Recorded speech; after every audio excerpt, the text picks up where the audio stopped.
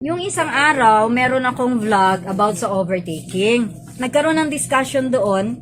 Ang tamang sagot kasi is sa intersection. Bawal umovertake. Yung ibang followers ko, sinasagot nila sa tulay.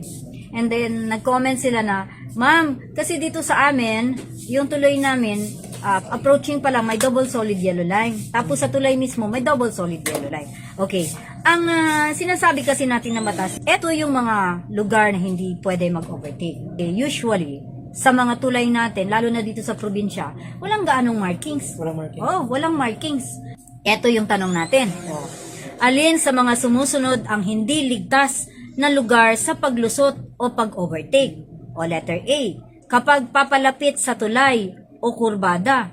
B, sa intersection. Or letter C, lahat ng sagot. Bago na sa palagay mo ang tamang sagot doon, kuya? Lahat ng sagot. Lahat ng sagot. Which is, yun yung segue doon sa pinapaliwanag ko kanina. Na, kapag papalapit tayo sa tulay o kurbada, bawal tayo umovertake. Lalo na doon sa foot ng tulay. Hindi yung foot na yung sa paanan. Ang sinasabing paanan is yung entrada, yung both ends. Bawal tayong umovertake doon. Kasi makitid lang yung bunganga ng tulay, di ba? Usually, dito, from here, pa ganyan, di ba?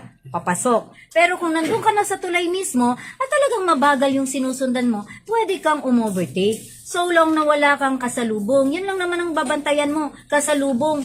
Wala namang tumatawid sa tulay, di ba? So, yung kasalubong lang talaga ang bantayan mo. Kung clear, mag-overtake ka. Pero in cases na may solid yellow line, or two solid yellow lines doon, huwag tayong umovertake. Kasi clear naman ang batas na kapag solid yellow line, bawal tayo umovertake. Kaya malagay man yan sa regular na kalsada, sa expressway, or sa tulay.